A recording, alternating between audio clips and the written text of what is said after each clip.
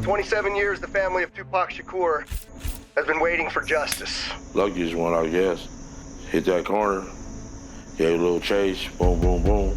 Mr. Davis, you have the right to have the jury sentence you if they come back on a first-degree murder verdict, and you have decided to waive that right. Is that correct? That's not. Okay. After all this time, will someone finally face justice for the killing of music icon Tupac Shakur? Right now, attorneys are gearing up to go. All right, gang, so if y'all want merch, this is my merch, Maison Rex. We got t-shirts, all different types of colors, you know, polo shirts, sweatshirts, like hoodies and stuff. We got, you know, the girl hoodies, the crop hoodies. We got some hats. We got some beanies, some backpacks. Link in the description. Yeah, let's get back to the video. Head-to-head in a Las Vegas courtroom where a former alleged gang member soon heads to trial for allegedly orchestrating this infamous crime. We are looking at everything you need to know about Tupac, his shocking death, and the man possibly at the center of it all, Duane Keffe D. Davis. Welcome to Sidebar, presented by Law and Crime. I'm Jesse Weber. We have been following this case for a while now. Duane Keffe D. Davis, the former alleged gang leader charged with orchestrating the murder of Tupac Shakur. Nearly 30 years after the hip-hop legend was gunned down out in Las Vegas on the Las Vegas Strip, jury selection is wrapping up. It is a remarkable thing to be saying. And just when you thought that this case couldn't get any stranger, it has. The trial is finally here. But before we even get into the court, we got to understand who Keffe D is, how his own words may end up sealing his fate. So I want to rewind to 2023, when the biggest break in this case ever was announced. Good afternoon. My name is Kevin McMahill. I'm the sheriff of the Las Vegas Metropolitan Police Department. Thank you for joining us this afternoon. 27 years. 27 years. For 27 years, the family of Tupac Shakur has been waiting for justice. We are here today to announce the arrest of 60-year-old Duane Keith Davis, aka Keffe D, for the murder of Tupac Shakur.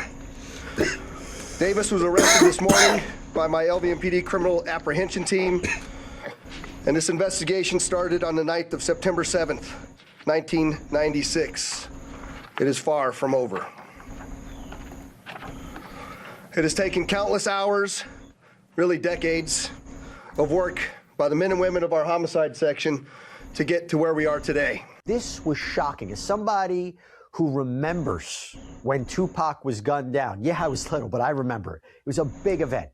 All these years later, an announcement the world had been waiting for. 3 decades in the making, a shakeup that hit the hip-hop world on September 7th, 1996, and the man allegedly behind the murder of Tupac Shakur, well, what? If you're struggling with depression and not feeling the comfort and peace that you need, I invite you to meet with missionaries like me. You're about to meet him. They got a medical there? They do. Yeah, they got, so what they got you for, man?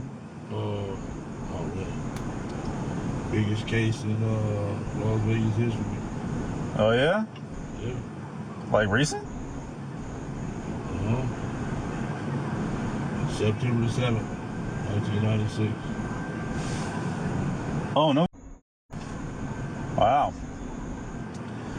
That's a long time away. You know what I'm talking about, yeah? Hmm? You know what I'm talking about? Yeah. Not a detective quite yet, but yeah. Shit, that's a long time away, man. What was that? 20-some years? No, more than that. Yeah. Sure took him a while, huh? I ain't worried about it. I ain't Hey, Keith, Metro Police. Come over here. Hey, Metro Police, come over here, all right? Thanks, buddy. Come on over here. Appreciate your cooperation, okay? I'm gonna stand right here in front of the car. Yep, bud. Yep, we're gonna put it down. I know, hang on. Put that down for a second, all right? You got nothing on you, right? Hooks. Jumps.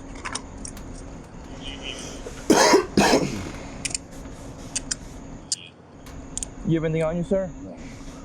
Thirsty, brother. Thirsty? Okay, yeah, we'll get you a drink. Hang on, all right? Just want to make sure you got no weapons on you or anything, okay? I'll separate the two, sir. Thank you. Do you have anything on you, sir? No, that was okay. Phone and water. Phone and water. Perfect. We're gonna put you in the car. I need to drink some water, man. I'm thirsty. We'll let you get a drink. You just going for a walk or what? Yeah. Okay. You do like a morning walk every day? Or? Yeah, Okay. We'll get you some water, my man. Can you get it now? Yeah, as soon as we get you in the car, We'll get you in, we'll put in the car, all right? I appreciate it, sir. All right, let's walk over here, sir, okay? You don't worry, your water's gonna come. Yep, that's him. You're going to see a lot of this guy for the next few weeks of this trial. That is Keffe D in the back of a patrol car minutes after his arrest. Calm, seemingly unbothered, seemingly confident. Told the officer he wasn't worried about. So what, he on trial now? Damn. Anything, but who really is Keffe D? To understand the case, you gotta understand the man. And yes, to be clear, as we go through this and we go through the allegations and the evidence, as we do each and every day of this trial, he is innocent unless proven guilty. But there's a lot to consider here. And I say that because he's been the one telling us who he is for years. It's just our neighborhood. I mean, it's just a family thing. Grew up, and it's just our culture as you coming up. Yeah. So big brothers in and all that. That never go through like that. So no initiation. You was just kind of like born into it. Yeah, exactly. Okay. I was there when it formed the day it started, so I didn't have to do that. Yeah. Okay. Jump in. Oh, we was maybe about 10 years old, 10, 11 years old. I played football at Greater Compton, and his dad, uncles was our coaches. He was overweight, so he kind of had to play with us. Because I'm like a year or two older than him. So he had to play with those guys that was a little older than him. Yeah, so Keffe D, Suge Knight, they went way back. They were apparently football teammates as kids. But in 1996, that relationship would have its biggest shakeup yet. On the night of September 7th of 1996, Tupac Shakur, along with Suge Knight and members of their entourage, which include members of Mob Piru, came to Vegas to attend the Mike Tyson fight at the MGM Grand Garden Arena. Members of the Southside Compton Crips, which included Duane Davis, along with his nephew Orlando Anderson, were also in attendance at the same event. As both were leaving the fight, members of Death Row Records spotted Orlando Anderson near an elevator bank inside the MGM, and at that time they began to kick and punch him near that elevator bank.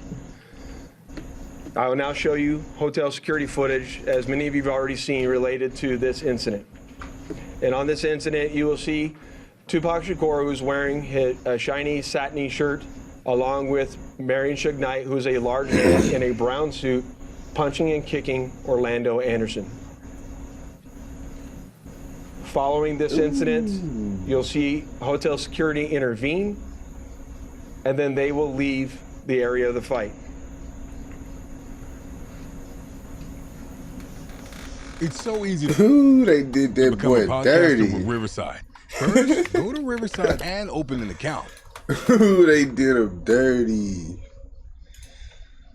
Ooh, they did him dirty. Satiny shirt, along with Marion shit. Suge Knight, who's a large man in a brown suit, punching and kicking Orlando Anderson. They all on his ass. He right there. Following this incident, you'll see hotel security intervene, and then they will leave the area of the fight. Ooh, shit. Little did anyone know that it is this incident right here that would ultimately lead to the retaliatory shooting and death of Tupac Shakur. And then that's when Duane Davis began to devise a plan to obtain a firearm and retaliate against Suge Knight and Mr. Shakur for what occurred inside the hotel against Mr. Anderson. After Davis obtained a gun, he entered into a white Cadillac along with Terrence Brown, DeAndre Smith, and Orlando Anderson. Based on our investigation, this is where we know they were seated. At some point in time, as they were in the white Cadillac, Mr. Davis took the gun that he had obtained and provided it to the passengers in the rear seat of the vehicle.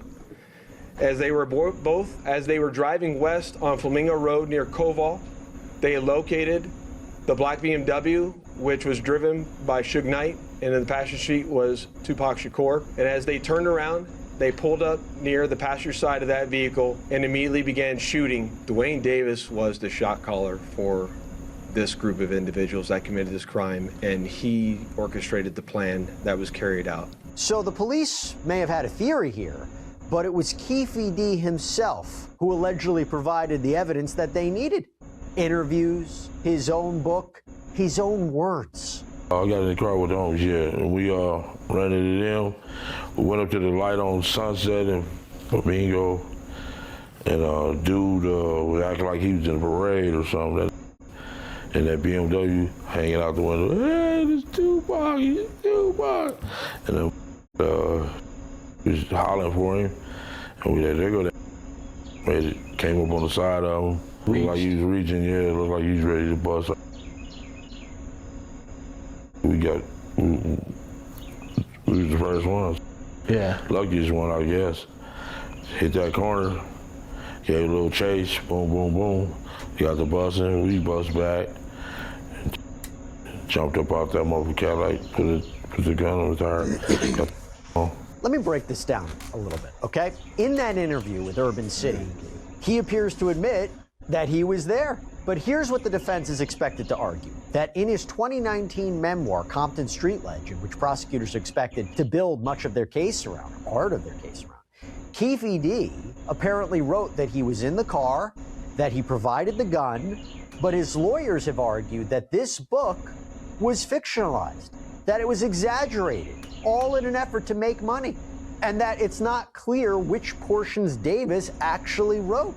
Now, Davis himself recently told a Las Vegas station that a ghostwriter wrote the book, that he never read it, but the judges ruled that he adopted those statements as his own, regardless of who wrote every portion. Davis also allegedly said that he didn't pull the trigger. In fact, he has pointed the finger at his own nephew, Orlando Anderson. Remember that name? It's going to come up a lot during this trial, Orlando Anderson. And Orlando Anderson died in 1998.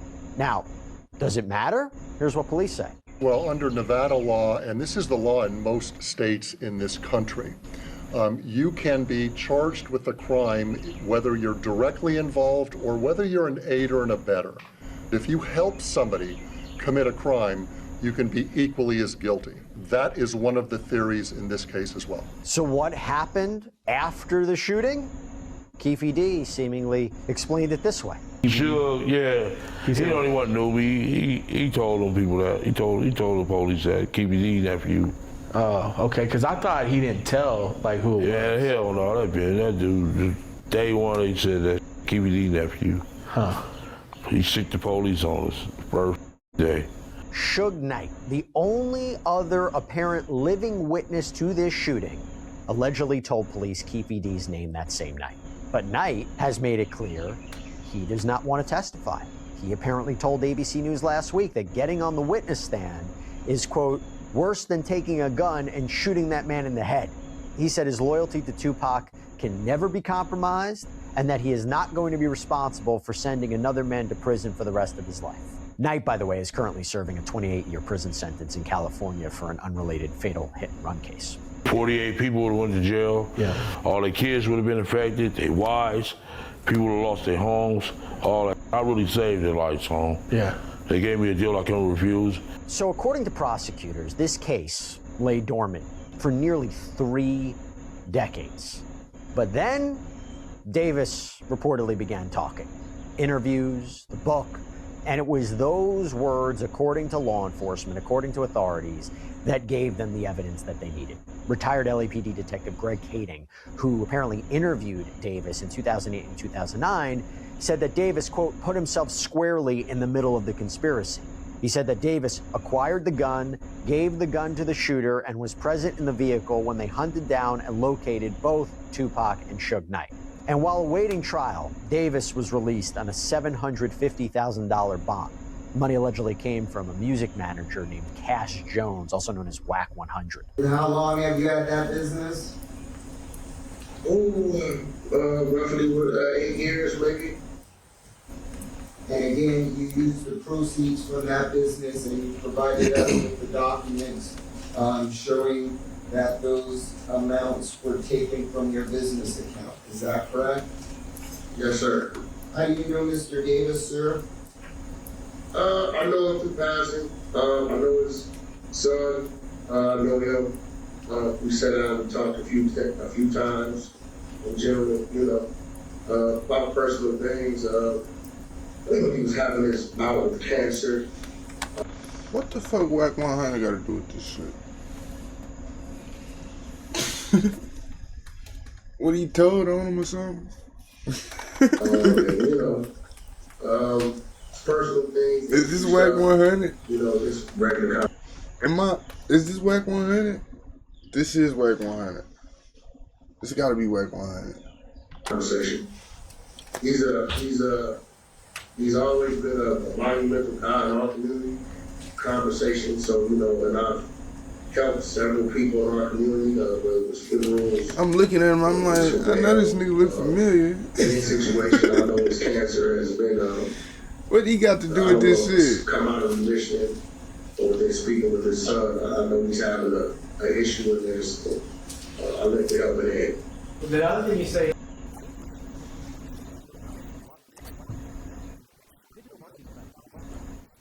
In the letter that Mr. Arnold provided to us is that the money is a gift and Mr. Davis is not wrong. Hey man, listen. Motherfuckers be selling dreams, boy. Motherfuckers be selling dreams. Obligated sort of thing. Is that right? You got to get your shit on your own. All right. Do you have any contract between you and Mr. Davis? Not as of yet. Okay. Do you have any financial agreement with Mr. Davis? Not as of yet. Yeah, prosecutors grilled Whack 100 about this so-called gift. And at this court hearing, Keffe D himself took the stand. Mr. Davis, you heard the conversation between your wife and you while you were in custody? Yes, sir. And when did that conversation happen? It happened, I think the day of my birthday, June 14th. At that point, was the bond posted? No, sir. What was the reason that your wife came down to have that discussion with you in regards to Mr. Jones and the cash bond? She said, I'm not signing the papers for And when she said that she didn't like him, who was she referring to? Cash Jones. Her family has problems with it. I don't like her. She was like, how can I sell out? That's what she said. And I was just telling her to throw her the fuck off, get her off my get her off my back. You know what I'm saying? I don't want to look like no wolf, her or her family, I'm selling out. Let me ask the question. Did you think at that time in the bond process that your wife's signature was necessary for you to be released? Yes, sir. And so in the effort to convince her to go ahead and get her signature, what did you tell her in regards to Mr. Jones? I said, he don't have nobody like that to put up. It's two little people, it's nothing, just so she can sign a fucking bond and leave that as is. She was saying I was to sell out. They play the whole tape. Okay, did you come to find out that you did not need her signature to enter into the bond process?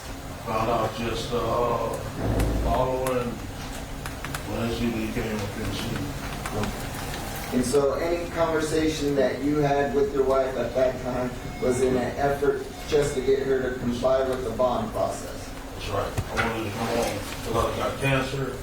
And I just called it back. And here eating y'all processed food. know, I had told cancer right here. And it's down in the movie this side. Behind this processed food. They don't sell no fruit. You know, it's just terrible. Fake potatoes, fake milk, fake everything.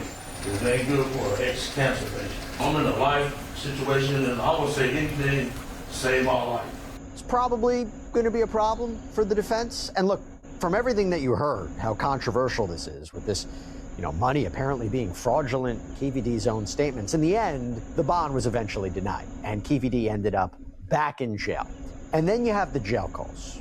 And if I had to take a guess, if this comes into evidence, that the prosecution would paint the picture that this man is allegedly violent and calculating. Man, there's a lot of me with the spray on my eyes because, look over that.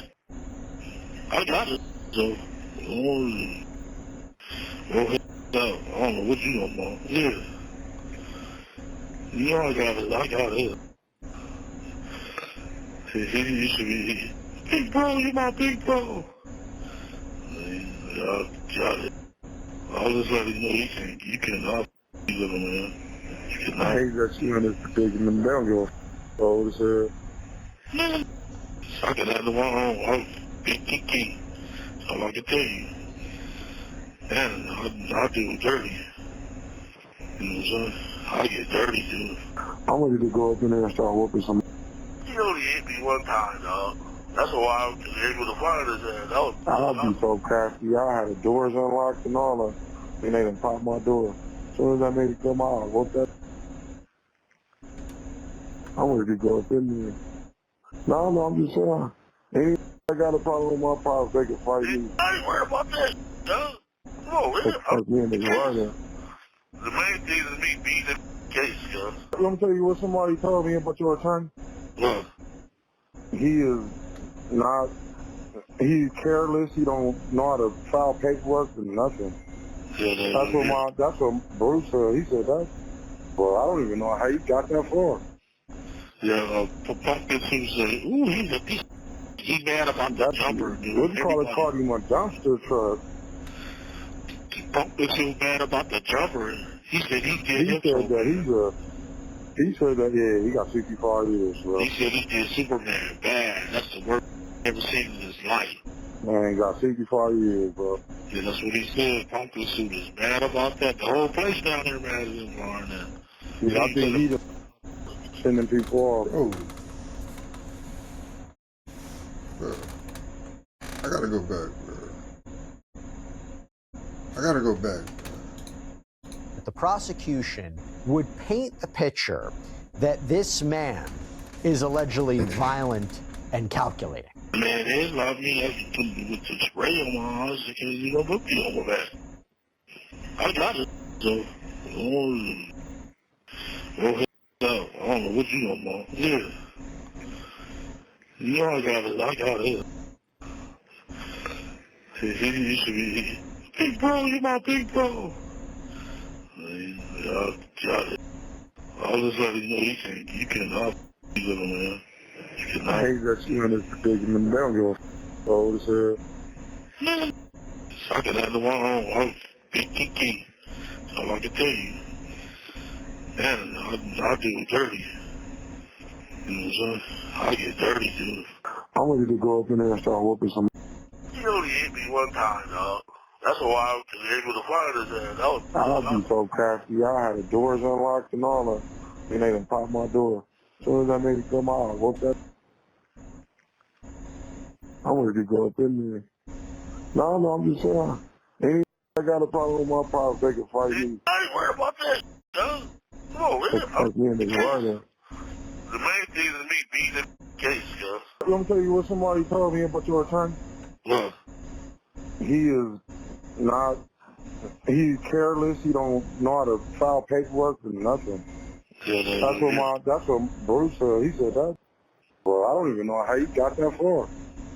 Yeah, Prosecutors say, ooh, he's mad about that jumper, dude. What do you call it? Called him a dumpster truck. Prosecutors mad about the jumper. He said he did He said that, yeah, he got 65 years, bro. He said he did Superman bad. That's the worst he's ever seen in his life. Man, got 65 years, bro. Yeah, that's what he said. Pump suit is mad about that. The whole place down here mad at him for that. Yeah, I think he sending people off. Yeah, helping. And here you go with your dumb signing off with. So here's a question. What exactly is the defense here, right? Well, Keffe D's defense seems to be built around two things. Number one, he didn't pull the trigger. Number two, he's been cooperating with police for years and that he believed his statements were protected. On top of the fact that later on, it seems to be suggesting, as we mentioned, that it was exaggerations for money. The prosecutors counter. The prosecutors argue that he opened the door when he started talking publicly. So those statements aren't protected. What the jail call actually says is, Mr. Jones says, we need to get some episodes in before you go to trial. We need to get 10 episodes done before you go to trial. And let's be honest, the only reason why Mr. Davis is of note at all is because of his self-proclaimed role in the murder of Tupac Shakur. That is his notoriety. This legal process has been quite long, and Keffe D, by all accounts, has fought a lot, has fought so many steps of this. And you think about it, one way he did it, trying to get evidence thrown out entirely from this trial. Because in one key hearing, his lawyers tried to get evidence from his home thrown out, arguing that police embellished the urgency of it. EVE Online is a... The judge, not buying it. When I look at the fact that this is a homicide investigation, there is the anticipated presence of the suspect with a prior violent felony and firearm history, as well as a steel door being present, just not something common that officers necessarily encourage. The officer and public safety concerns do exist. The defendant's omission arguments do not establish a showing of intentional or reckless misconduct required under Franks versus Delaware. They also don't show that the inclusion of the omitted facts would have defeated the good cause finding. The warrant was executed pursuant to judicial authorization. There's no showing of bad faith, and so suppression is not warranted here. The motion is denied. And in April of 2025, while awaiting trial for murder, Keffe D was found guilty of battery by a prisoner. Have the jurors reached a verdict? Yes, sir. Do we have the verdict?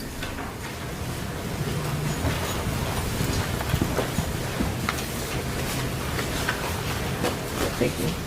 Court will now read the verdict out loud. District Court, Clark County, Nevada. The State of Nevada Plaintiff versus Duane Keith Davis Defendant. Case number C25389079-2, Department 4. Verdict.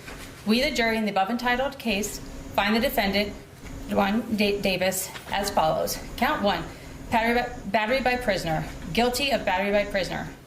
We, the jury, in the above entitled case, find the defendant, Duane Davis, as follows. Count 2, challenge to fight.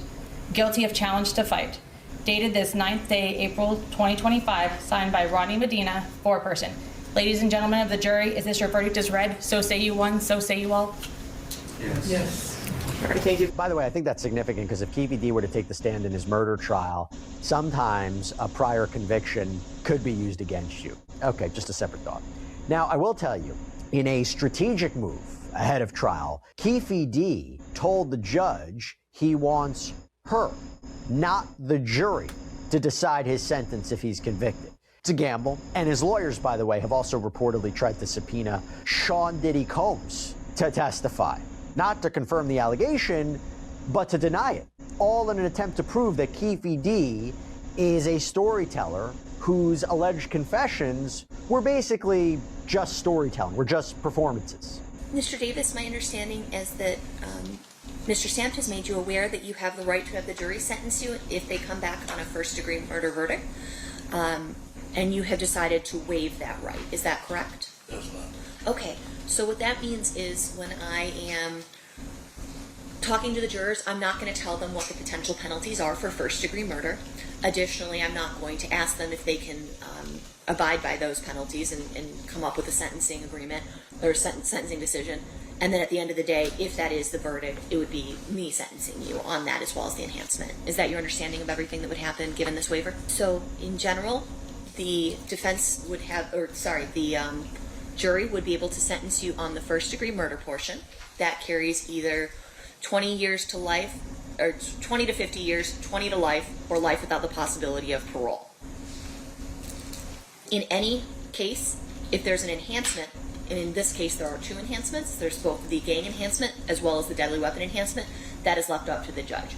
In this case, if it's a first-degree murder, that has to be an equal and consecutive 20 to life sentence or life without the possibility, well, 20 to 50 sentence, 20 to life, or life without the possibility of parole.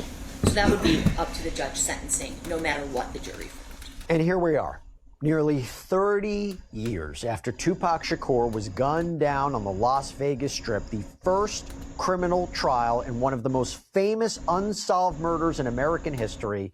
It is happening. Prosecutors are not alleging that Duane Keffe D. Davis pulled the trigger, but they are arguing that under Nevada law, they don't have to. They will try to prove that he was the shot caller, that he was the one who orchestrated this attack, that he supplied the weapon. Now, Keffe D. has pleaded not guilty. He is innocent unless proven guilty, but if he is convicted, he faces life in prison without parole. And we're going to be covering this every second. We're going to be following every moment of this trial, streaming the entire trial on our Law and Crimes Trials channel, so stay with us there, and we plan to do daily recaps on Sidebar as well.